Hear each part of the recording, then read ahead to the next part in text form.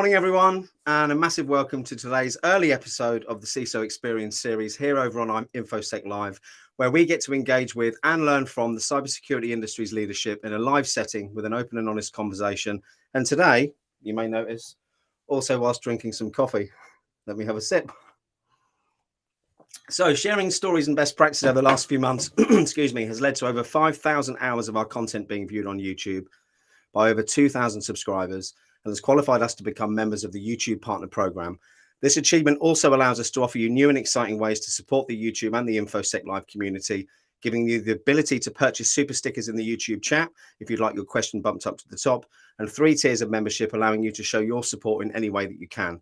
But whether you join or not, being here and engaging with our content is what really matters. And a big thank you to our latest members, Aaron Lax, Alana Boyajian, Josh Copeland, Peter Ellerman, and Kevin Apolinario.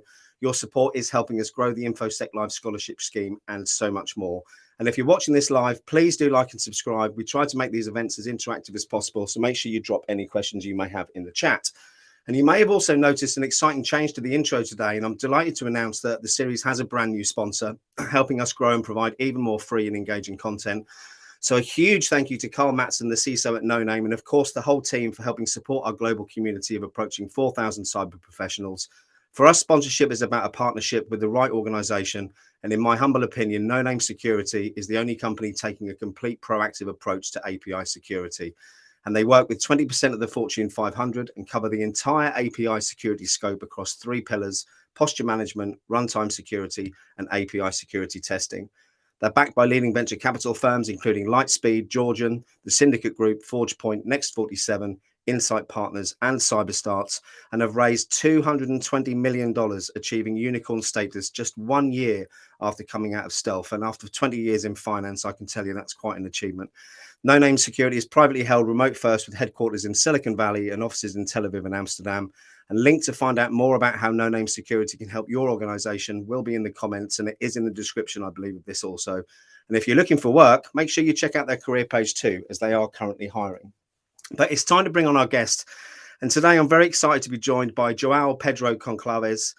João, or Pedro, joined EQT as Global Chief Information Security Officer in February 2019 to build and transform cybersecurity at EQT Group, as well as supporting EQT digital business development team and investment professionals on new deals.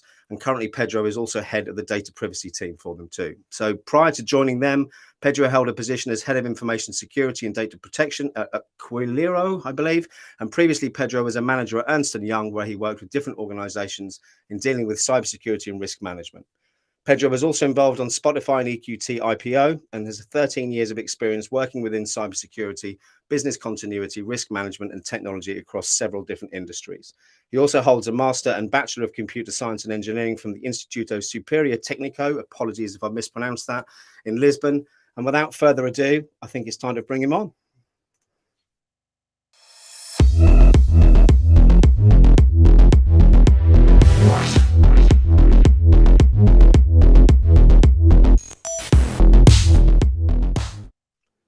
Good morning, sir. How are you? Hey, Simon. I'm good. Thank you so much for the introduction. Well, my pleasure. And I apologize if I mispronounced anything in there. It's a bit early in the morning for me. No. Portuguese names are quite hard. I must tell you. And of course, everybody calls me Pedro. It's one of my first names. So I have 2 first names, João Pedro, but everybody calls me Pedro. It's quite easy, and I don't need to spell my email all the time. You know what I mean? Correct. Or hold your finger on the right keys to get the right accent on Exactly. top. Exactly. Well, look, thanks ever so much for giving up the time to come on here today. Before we dig in, I just want to say a special thank you to everyone who's in the chat.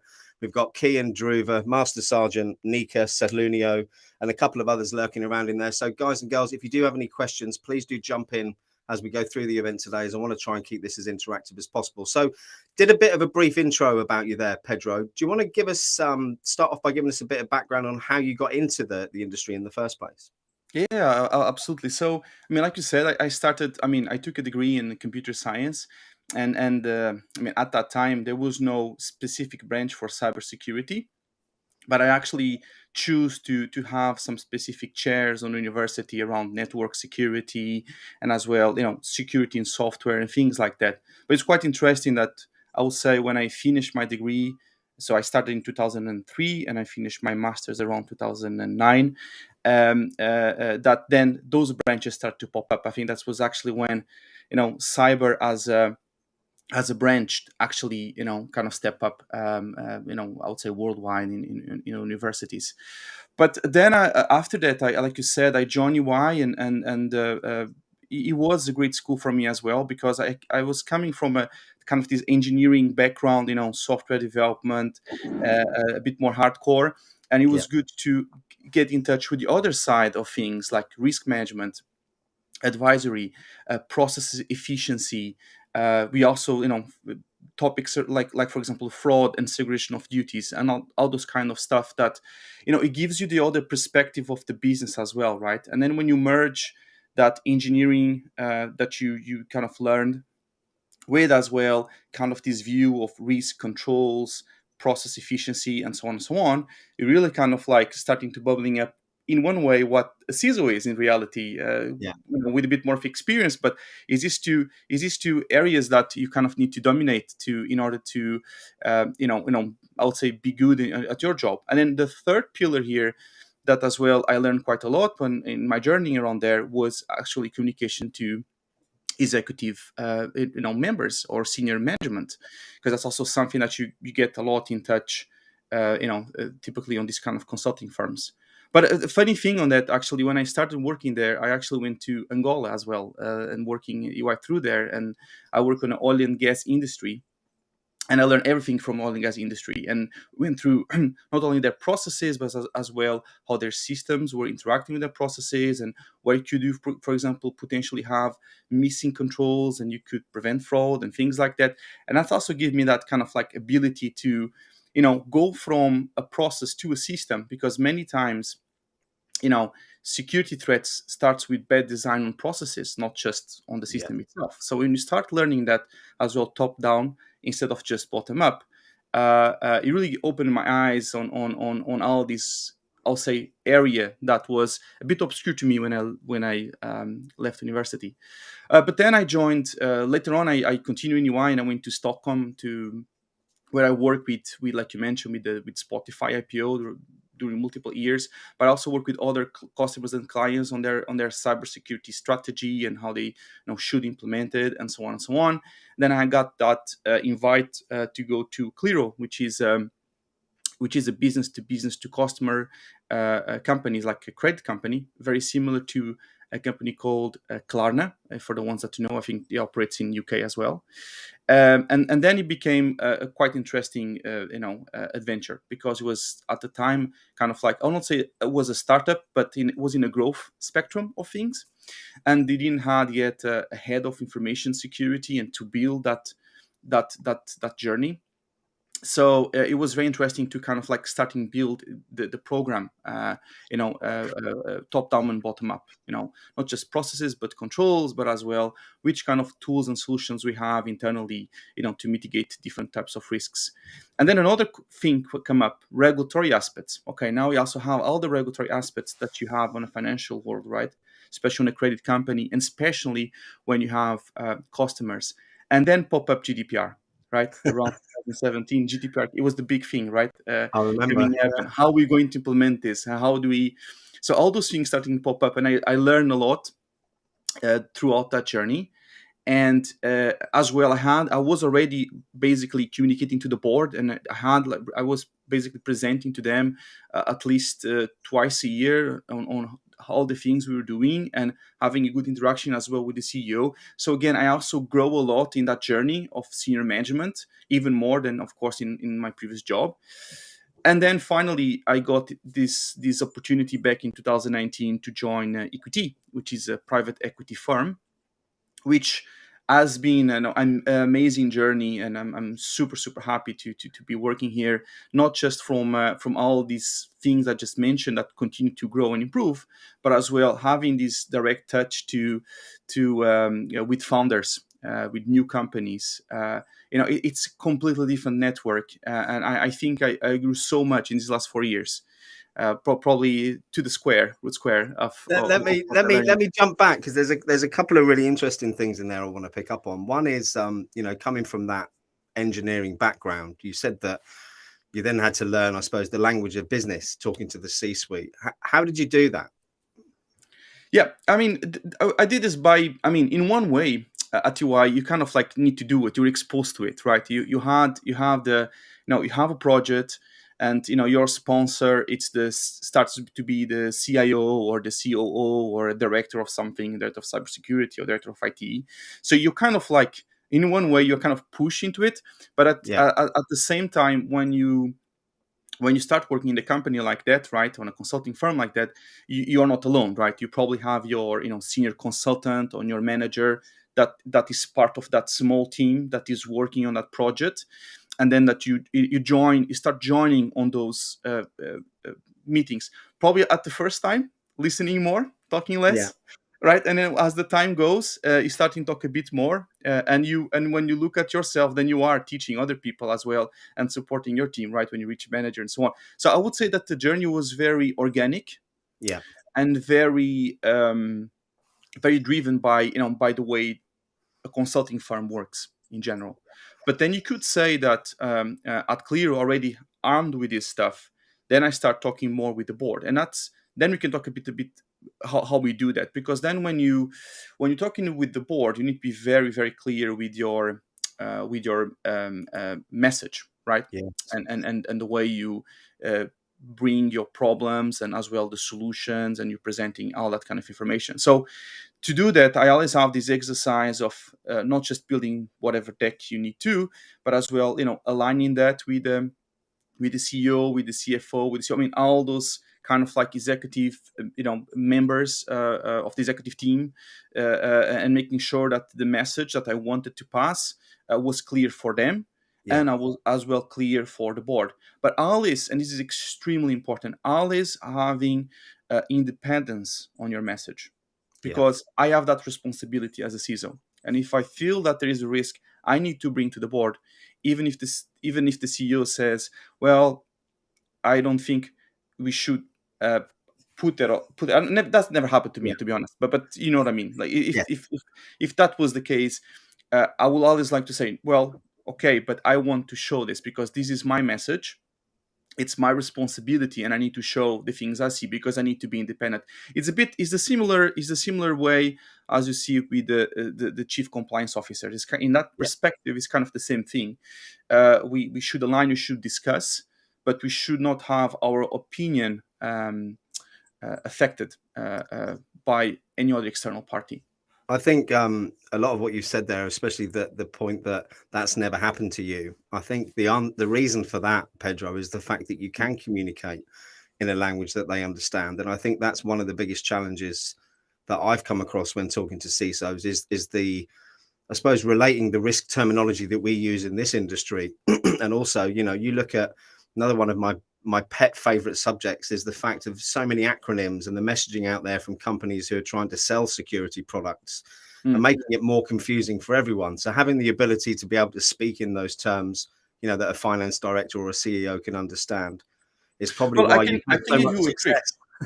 I can give you tricks. I mean, the trick I use in both, and I think it works fantastically until a certain point, and then you start talking in a different. So what I do when I join a company is, first I choose one framework, whatever framework you like. There's many. I know you can Yeah. choose ISO 27000, NIST. You can even go to COBIT if you want. I mean, choose a framework.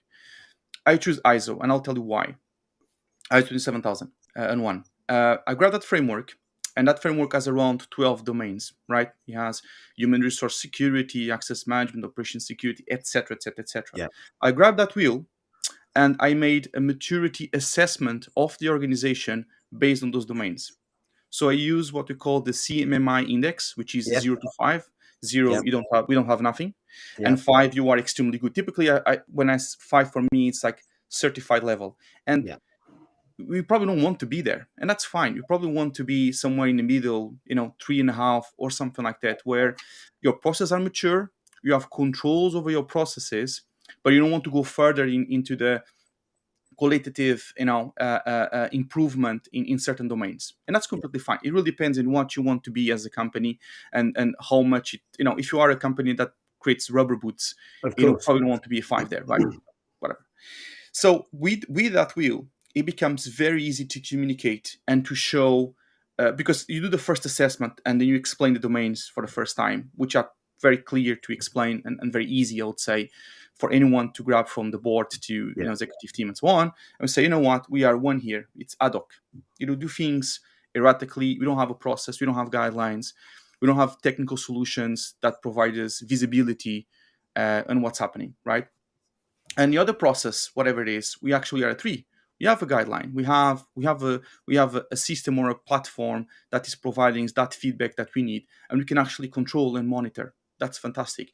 Then you grab that and you have an average on your maturity, and then you interact on that every quarter, and you can show the journey, and you can focus on the domains that are lower, and it's very easy to justify, right? Look, we are not good at operational security. We are one. This is quite critical because of this.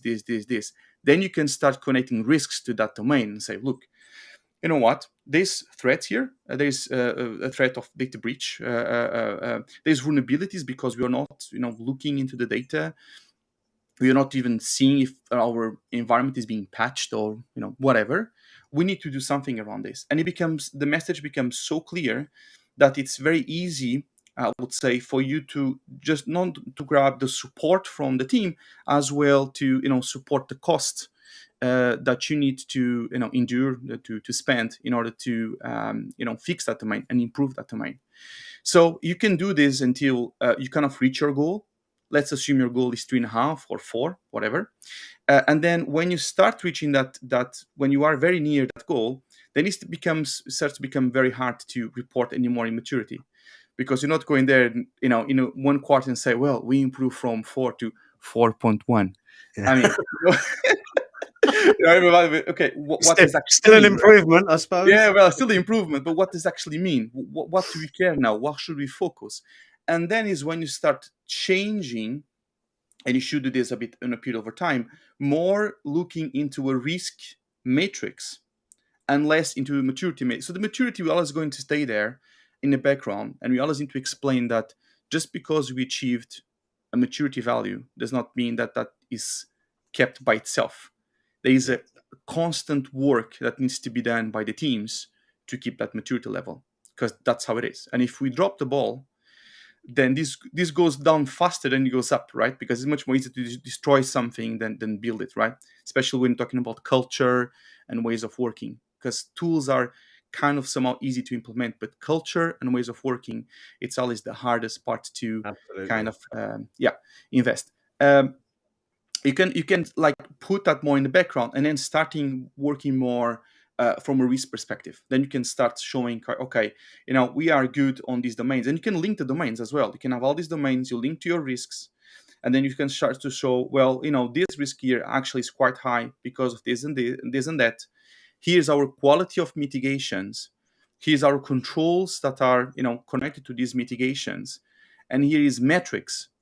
And is a bit connected to the white paper that I co-author with some CISOs. If you that listen in, if you go to LinkedIn or try to find cybermetrics for the board of directors, we kind of talk about that in a white paper. You need metrics to feed as well your risk metrics, to kind of understand how effectively the controls that are being implemented are actually working in practice. And then when you have this wheel, then that becomes your final stage of reporting to the board, because then you can use those risks as your guideline on the things that you want to improve. So that's kind of like my Q process and how I do it, communicating currently. That makes absolute sense. And I was just finding that link, so I'm going to drop that in the chat. If anyone wants to check that out, please do. I'm going to have a read of that afterwards. And thank you for that. That makes absolute sense. And the fact that you are using the framework to help you with that is this the first time anyone's come out and said that on the show, but it makes absolute sense now you've said that. So and you can use NIST. You can use. I mean, like I mentioned, I like ISO because it's a bit more descriptive on the domains. So it's not so much about using the details of the framework. I'm just using the domains of the framework, and I assess against that framework. And we started with self-assessments, but then we also ask independent company, consulting firm, pick one to Yeah. do as well assessment and then benchmark against yours. That's also important, right? Get that feedback and make sure that are you, doing. And I can tell you that when we did that, actually they give us a higher rating than we had internally, because Brilliant. we typically are a bit more, as a CISO, you're always a bit more Of course. cautious, like, nah, no, this is, because it is a bit, I mean, during the self-assessment, how I do that is I have like and you can download that. I mean, it's very, in ISO 27K kit, you can, if you Google it, you find this website all about ISO 27K. He has toolkits about it, and he has like a questionnaire with a bunch of questions, and you can use those questions to basically answer yourself. Is it done? Is not done? And then you can rate yourself from 0 to 5. So it is an empiric assessment that you do by talking with your colleagues, talking with your teams, understanding what you have, and do that assessment. It is assessment like that. It's not a mathematical assessment, but then you also use external companies to do it, and that gives you a very, very good frame in how you are, because typically when you do this, you're not very far from the truth, right? Yeah. But it's all about then when you're starting to have more and more maturity, and you starting feeding metrics, feeding KPIs, that you start having then fine tuning that reality, and you're getting more and more data that even supports further things that you probably were not seeing it just by talking with people. But that's a journey that you need to do, and keep it simple in the beginning, and it becomes also not just simple but easy for you, because you get all that support from your senior management, and Yeah. then in a later stage you can start adding all this complexity, which at that time is no longer complex, because you already have that machinery working. You're just adding more things Yeah. gradually. Of course, when you look back, it's like, whoa, nice, now I have a risk module. I have metrics feeding those risks. I have quality of mitigations.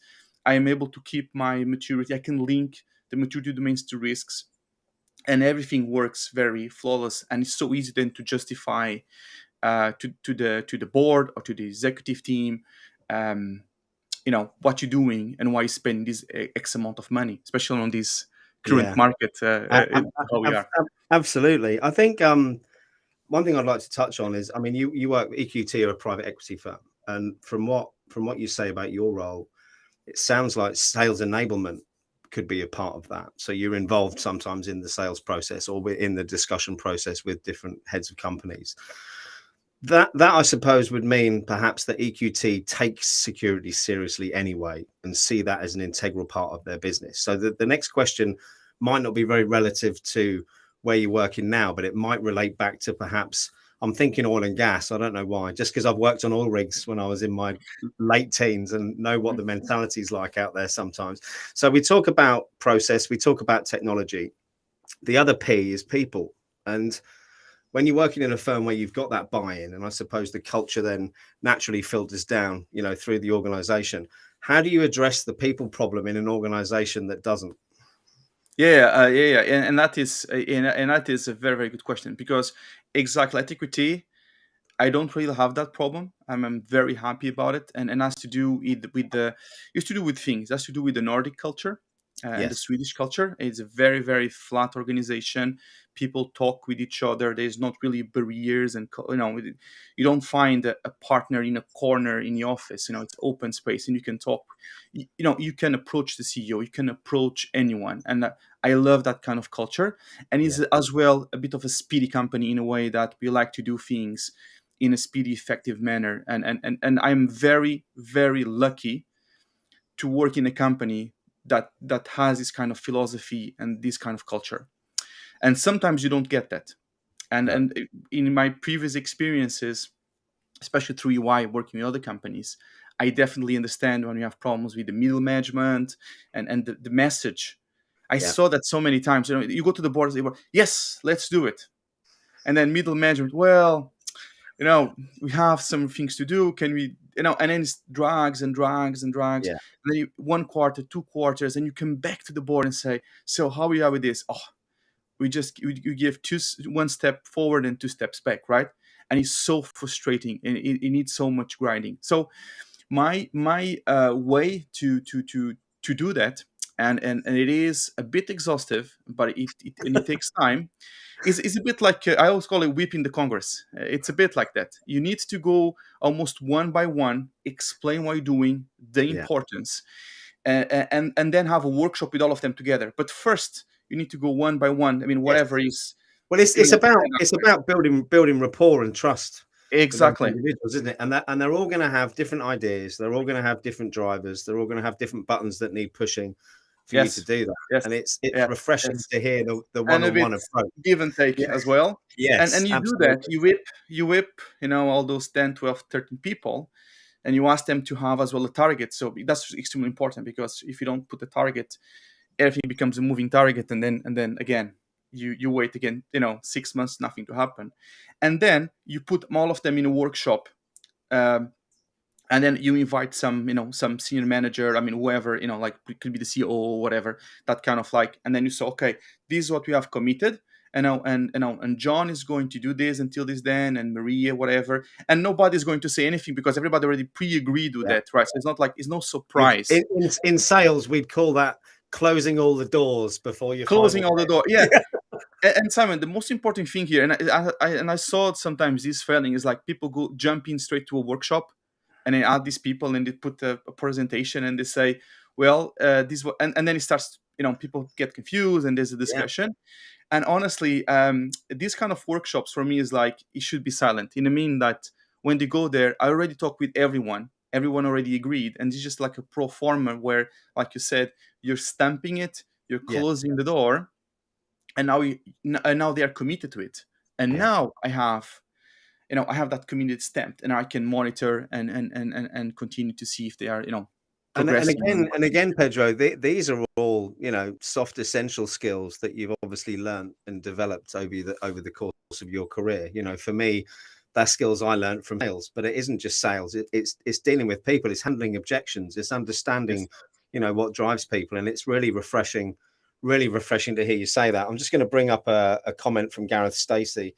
There's something else. Mature metrics are key to getting the basics right, and a great foundation to build on. Brilliant to see how well Pedro gets that. Bravo, Pedro.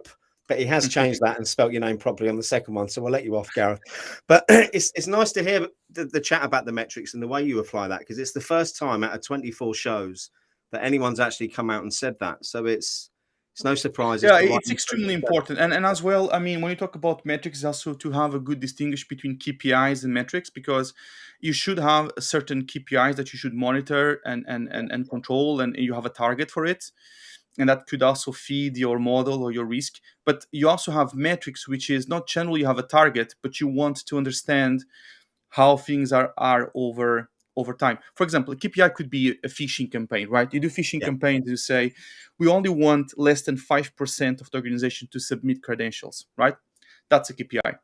yeah, But you might want to have, for example, understanding how many computers over time are protected by a EDR.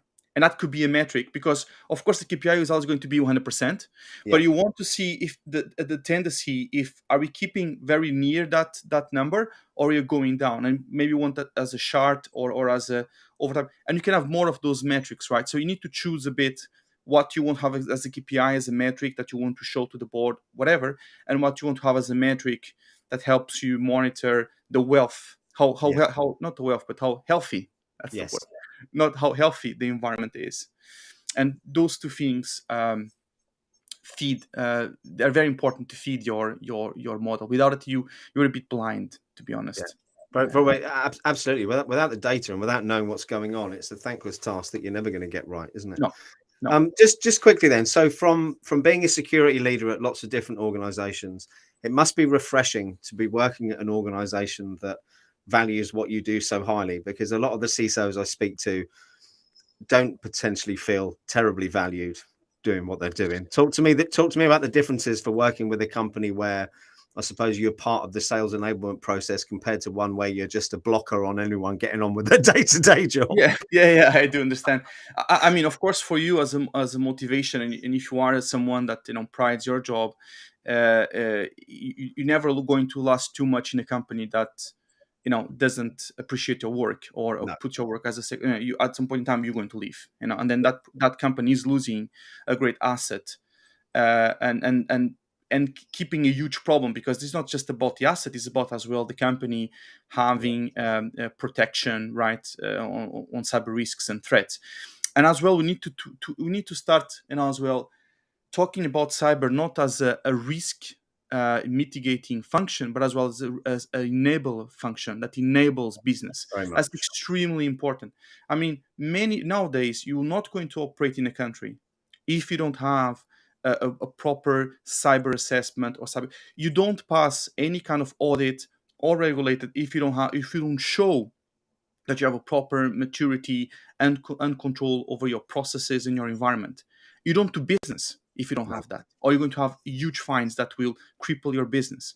So cyber is not just to eliminate risks; it is part of it, but it's also enabling business, right? Of course, you can do that in different ways, depending on how the company works. I do that on that perspective I just mentioned to you. But for example, I also help on deal sourcing.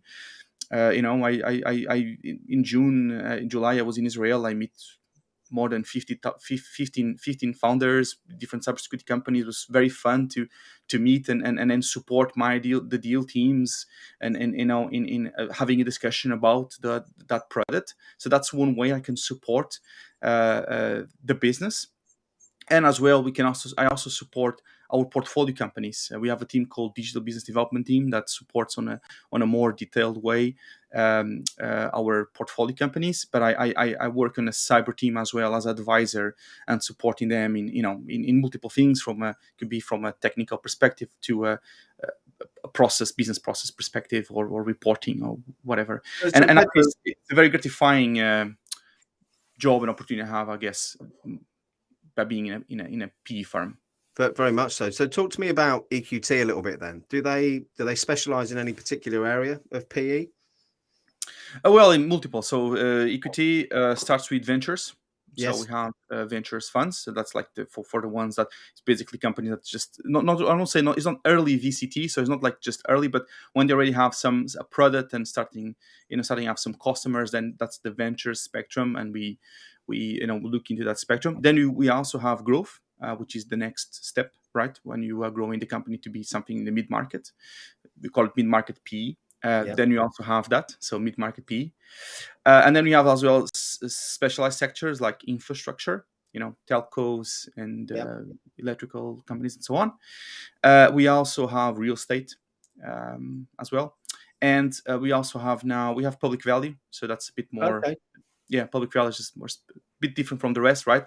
And finally, I have as well very recently future funds, which are funds that can last to 20 years instead of the traditional 10. I mean, if people know how, just very quickly, because probably many people don't know how this works, but in a private equity world, a fund has typically 10 years duration. In the first 3 years, you do what we call, relationships on getting investors, getting money, and you also invest on companies. Then you have what we call the next 4 or 5 years value creation, where we continue to improve the companies we have invested and keep them growing. And then we have what we call the divestment phase, when we then divest from the companies, and then the fund closes, and then another fund starts, and so forth. So that's how the cycle. So how are the funds? This is just interest. After spending 20 years in the investment space, how are the funds structured then? Are they just held as company funds, or are they in particular types of trusts or tax holdings, or? No, we basically own the companies from exactly. I mean, and it depends. Like in ventures, you might not have the majority, but on a bigger funds, you typically have the majority of the.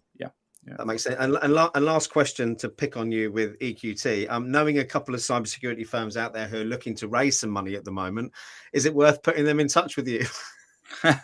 Well, I'm not really the one procuring. Of course, I'm always like Cool. to hear about things, but typically I leave that for the deal teams. There's many parameters that are in equation from their side, and I typically tag along with them when they say, "Hey, Pedro, I saw this super fun company. Would love you to come up for them. We'd love you to come up and meet the founder," and that's how it starts. So I typically leave the groundwork for the deal teams. They're much better than me doing that.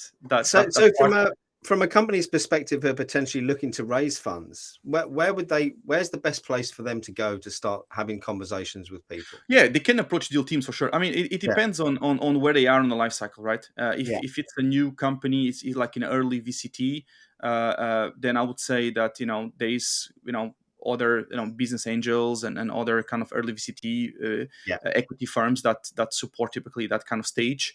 When they start with ventures and so on, typically equity, Carlyle, all those ones starts to kick in and I will say that at that time becomes a bit more easy because when you already have a business angel or early VCT venture capital company, you start to create those kind of connections, and many times early VCTs wants to sell to to equity, to a Carlyle, so that business relationship pops up very quickly. So I would yeah. say it's not so much.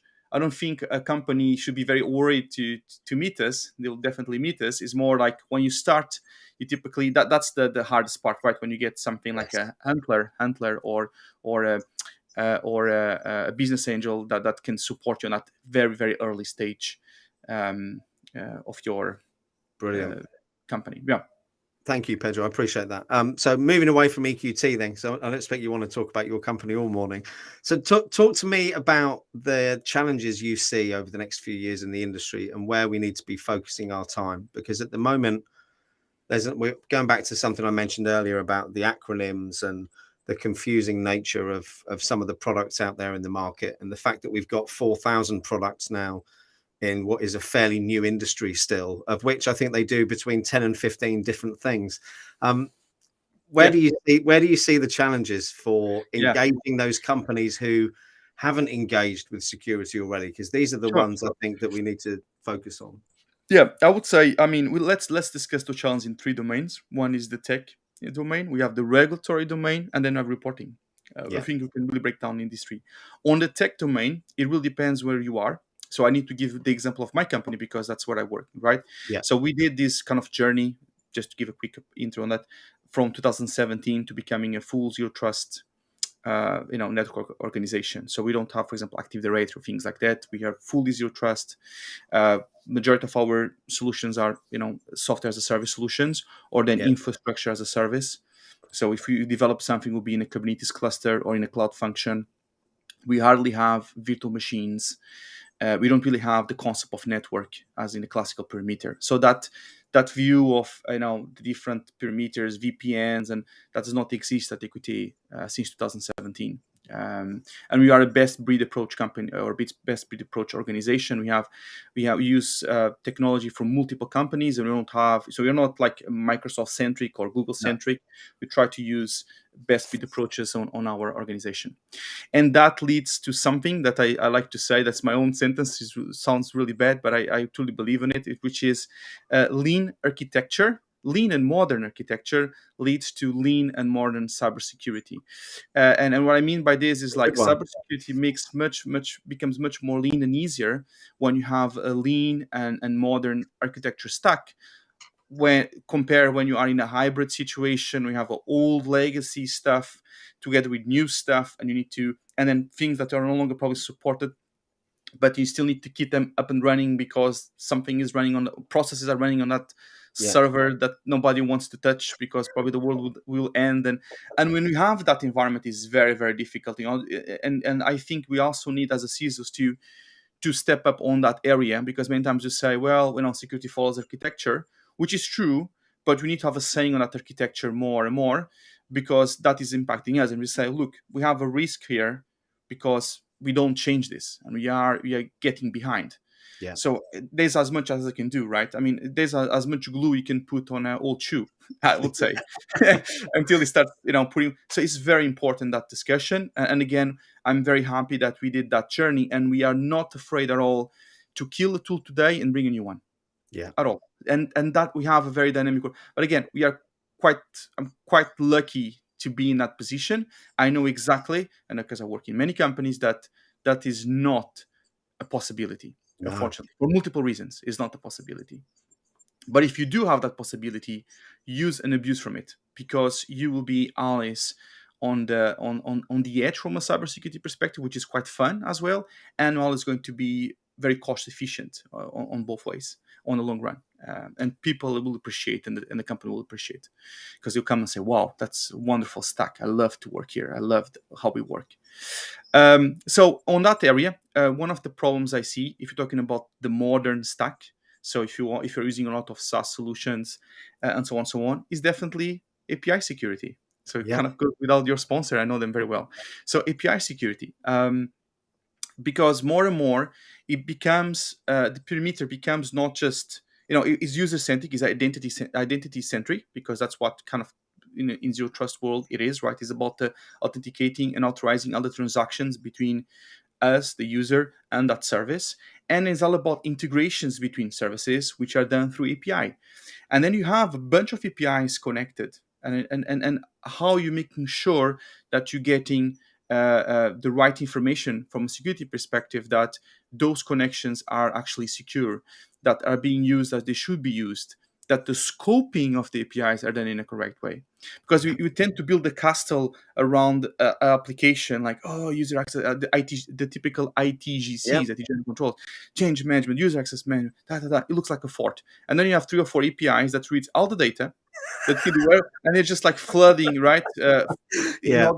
And then comes a developer and says, hey, I can just touch this API and just like extract all data from your ERP. And then in ERP, you have all these like, super castle, whatever. So that is an area that I think it's becoming more and more critical. And as well, how the nature of the APIs work, it becomes a bit challenging, because sometimes you use a token and you have an endpoint, and if you have that information, you probably can read that API, and if that API is reading multiple times in a service, how do you making sure that someone that connection is actually valid, authorized, or not? And then it becomes probably you need to look at the host names and IPs, and then do this kind of like more enhanced correlations to understand why is this IP reading from the. It becomes a bit more complicated, a bit more complex, and I think there's a lot of ground to be done, and GraphQL and other methods besides REST APIs are coming up and being a bit better on that. But I think there's still like a lot to do in this area from a technical perspective, but as well from a security perspective. The other component is as well cloud security, and we see now more and more that misconfigurations on platforms using different multi-tenant cloud platforms and so on, and making sure that we are securing that in a proper way. Again, visibility is key. There's a bunch of tools coming up. They are already there. The AWS, the Lake stuff, I think, is coming out, isn't it? The next week. Yes. Do you think? Do you see that as a positive? Sorry. Do you see that as a positive? Yeah, I see that as a positive. It's more like I think it will happen a consolidation on the market, because now we have a bunch of tools doing the same thing. I think it will consolidate in a couple of major players. We'll see which ones. I don't know. If I knew, I would invest. Me too. I think there's one thing we massively agree on, and it's that. I mean, you look at any industry growth of any industry back through history, and you have definitive phases, and I expect the guys at EQT will know this a lot better than I do, and the phase we're in at the moment is one where we've just got loads of stuff, right? Yes, we have, and on this area, a consolidation will happen soon, but it is up, and you need to, and now we're talking about left to right, protection from the developer to to the infrastructure, to the container, whatever, and there's certain things that we try to improve there. For example, we want what we call zero touch, which is you terraform everything, so you do everything as a code. You don't even touch the cloud platforms. And when they say shift left, the companies at RSAC, and I expect the same companies when I go to Black Hat in London tomorrow, who are saying shift left, sell SAST and DAS scanners. Yeah. So I don't think they're actually shifting that far left. So that's not that far left at all. No. It is true. It is true. But I would say that it's still in that side. It's still early. I mean, we're talking about this like in Yeah, the last 2 years. This terminology shift left, shift right, whatever. But I would say that I would let's use end to end because that then is as old as it gets, and it doesn't change anything from like we're talking about in I don't say 1995 when we talk about basics on security, end to end security, right? And yeah, that's what needs to happen on this area. And there's a lot of cool stuff happening on the cloud security. I was just mentioning like terraforming infrastructure as a code, securing your continuous development, continuous integration pipeline, yeah, securing your containers in your Kubernetes clusters, using managed services, managed Kubernetes, managed SQL, which eliminates more work from your side. Cloud functions and cloud workers, which is you don't even touch your infrastructure, you just deploy a container on a cloud function managed by Google, Amazon, or Azure, and so forth and so forth. So there's a lot of cool stuff you can do from a cybersecurity perspective coming up that automates even more and takes the human factor from the source. But yeah, it still, it still builds it on the left side or on a coding side what he needs, and then he goes through a validation process to check. But anyhow, I still feel that this is a risky area because there's still, like I said, many things new popping up, yeah, and we still need to understand what are how you want to really secure the multiple points. There's different ways, I think, and we see some frameworks popping up there, but I think it's still a growing up area. So it's just a risk because it's new and it's growing very fast. But I think things are being done in the right way, but I think yeah, we're going to see some kind of like consolidation and a bit more stabilization on this area. Those are the two major things I see from a tech environment if we're looking at the modern environment. Old environment is still the kind of the an old environment. I think in old environment, you think you need to, for example, think more about like a ransomware attack than you need to yeah. think if you are in a zero trust environment where the endpoints are completely segregated. There is no network.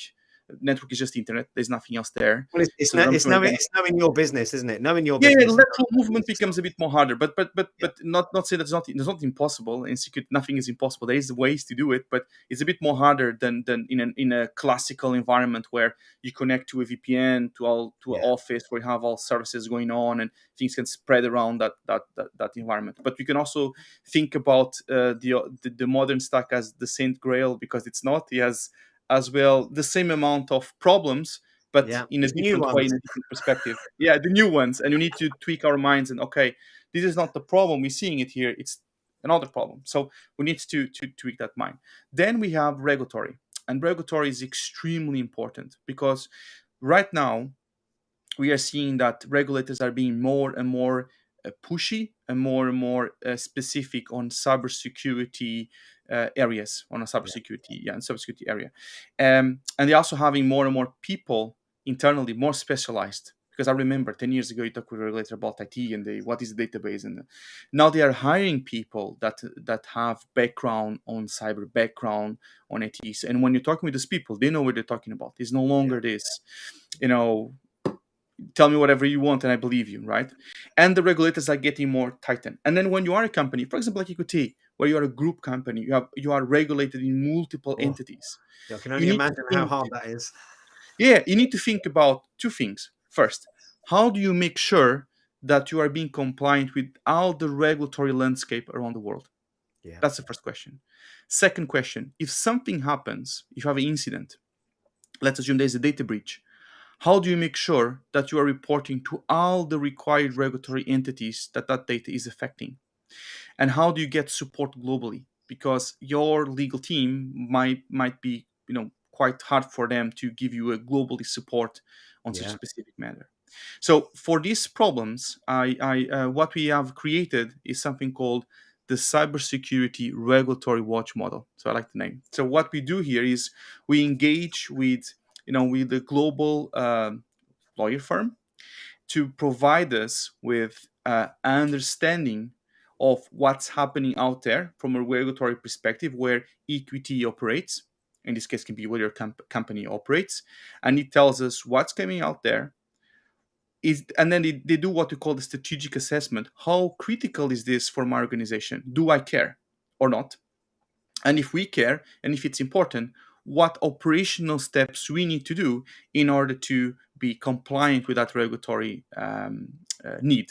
So that's how we're treating regulatory information from a global perspective. Then the next step is you probably have your playbooks for incident response, your technical playbooks, and your team knows to do what technically needs to be done to mitigate, remediate the incident. But do you have the same steps from a legal regulatory authority perspective? Probably not. And that's something you need to work. You need to know, you need to have a legal counsel, hopefully Yeah. global, that you can engage. You need to do, for example, you probably have a bunch of assessments you need to do. If you're a public company, do you do a insider information assessment? Is the information exposed inside information? Because then you need to report to the markets, Yeah. or you are in a big problem. Lots, big lots of trouble. trouble. Yeah. If you have information that is personal data or sensitive data from an investor, shareholder, whatever, and it's breached and it affects multiple entities, are you aware how much time you have to report to those entities? For example, in Europe, it's 72 days, Yeah. 72 hours for personal Mm. data, sorry. But in India, it's 6 hours. In Singapore, is 2 hours. Wow. And if soon in USA will be 24, 72 hours whenever they launch that regulatory. So are you aware of those timings? And are you reporting that in a good manner, in a good way? When do you engage your cybersecurity insurance? And as well, when do you engage the authorities? Because there's also timing when you should call the authorities. Should Yeah. you call Again, the authorities? different in every country. And it Yeah. really depends on the country. It really depends as well and what has been breached and so on and so on. And this is a plan by itself. It's a parallel plan with the playbook. So it's nothing to do with just with the technical component that needs to be done by the technical team, but it's all this work that you need support from legal, compliance, and then communications team to communicate that for externally that needs to be done. And these two things needs to go in parallel. And I think that we are quite weak in that area. We, as an industry, are quite weak in that area. We are waking up more and more for the needs around all the regulatory and legal landscape that you need to be aware, especially if you are expanding Yeah. globally and you have multiple regulatory entities. Because one, it's kind of easy, I would say, but as soon as you start spreading through multiple entities or countries, then it becomes a problem. Absolutely. Thank you for that. Can I just jump back on something you said? I have to write things down or I forget, you see. So you mentioned No problem. about the best of breed approach for any partners that you partner up with. From a lot of the newer CISOs, I say the younger, they're not always younger, but the newer CISOs that I've met who've come into the role recently, working out who is best of breed and who to engage with is an absolute minefield and an absolute nightmare. So how do you go about, I suppose, selecting and working with the right vendor? You very kindly mentioned our show sponsor earlier, so you've obviously come across them before. But when I've said it before about RSAC, I'm sure I'll say it after I leave Black Hat on Thursday. The messaging can be very misleading, and the messaging can also be very wrong. How do you get through all that noise to work out who you should Yeah, be working with? yeah, sure. Well, there's no magic solution for it. One is about experience and getting exposed. But how do you get exposed, Yeah, and what are the little tricks you can do? One is when I have a meeting with a vendor, the first thing I tell them is no PowerPoints. I want a demo, I and I love that. bring and I bring immediately a couple of engineers as well with me, and we have a demo of the tool, and we just talk about what the tool is doing and how is it doing and how can it help me on that specific concrete problem, whatever it is. And I say, okay, but how Yeah, is it doing? How do you do this? And typically, I always have three questions. One is when they come with dashboards, I say, okay, dashboards are nice, but you know what? None of my developers or engineers is going to dashboards. They hate dashboards. So is there an API that it creates a pull request in jar if something is wrong, or it creates an alert in Opogini or in PagerDuty, whatever you use? yeah, Okay, awesome. So if there's API, if there's a robust API that they can use to interact with your solution, interacts with tools like jar or whatever, then okay, then is already a green mark for me. That's great.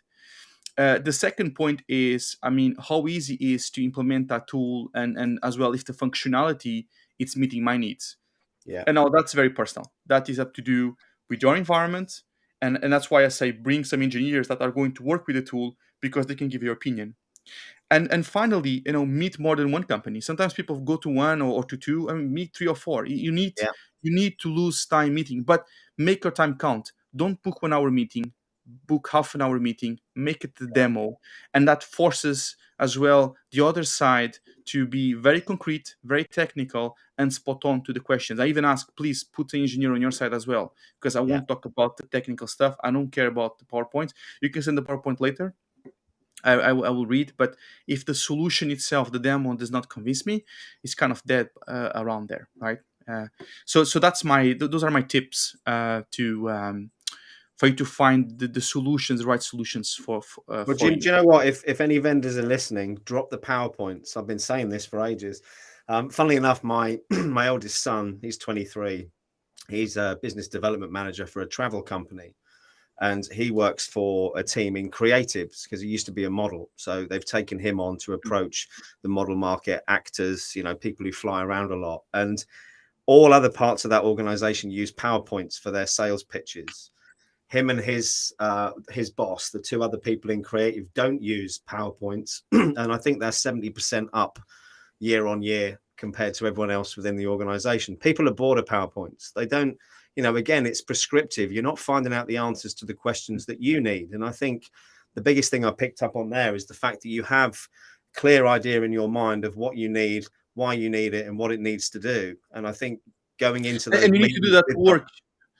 Yes, I mean, you need to do that work with your team prior to yeah, go to tool, because that's the thing. You need to see, okay, what do you need this tool for? And even after that, you might want to do a proof of concept or proof of value, right? Because sometimes, okay, we want to do this.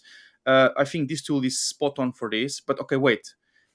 We saw the tool, we love it, we know what the problem we want to fix, but let's try it out these examples then in a POC and then see it works. But when you reach the POC, it's because you already selected the tool that you think you can potentially. So you don't want to do the POC with 10 tools. You want probably to do that with ideally only with one tool. When you already kind of like filter based on what I said, and then you test it. And then sometimes you can reach like, oh, you know what? Probably you could so have good. fixed this in a different way, and it happens, Yeah, and it's no shame yeah, in saying, look, thank you so much, but no thank you. It will not work for us, and don't be afraid of saying no. I think in the beginning, because vendors are quite well, they know to be how aggressive. to be pushy, and and if you don't have that, if you're new to the area or new to the area of procurement, I would say it's not because you're a CISO, but new to the area of procurement, you need to know how to deal as Well, well with you need to learn. You need to learn how to say no, and I think yeah, how to say no, exactly. Be transparent with them. I'm very transparent to say I want to do this yeah, and this, and I'll tell you yes or no. But I'm yeah, very transparent and also not trying to enroll, say, oh, great tool. No, I say I like the tool, I want to test it out, and I'll tell if I want to continue with it. So yeah. I'm always very clear in my messaging and very transparent all the way in. Because I mean, there's no win here for No, me being deceivable for them, and no, vice versa as well, if I feel that they're being deceived with me, right? And the same thing with costs up front. I mean, well, how is the licensing? We talk about that now. I won't talk about that now. I want to understand your licensing model. I don't want to have 3 meetings with you and then to learn that the licensing model is kind of crazy, or so I also want to understand that. And then when you have those kind of vendors, it's great. You have a very good communication, things happening very fast. And even if we don't choose the tool, I get a very good impression of the company. And it's something I always recommend to another fellow CISO that say, oh, look, I like that. It didn't work for me, but I think yeah, it might work for you.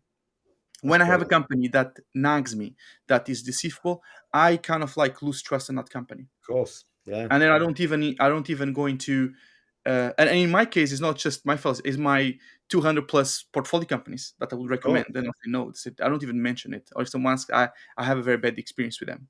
So they are yeah. not just losing equity, they're losing 200 companies potentially, because we are internally, we talk, we have webinars and so on.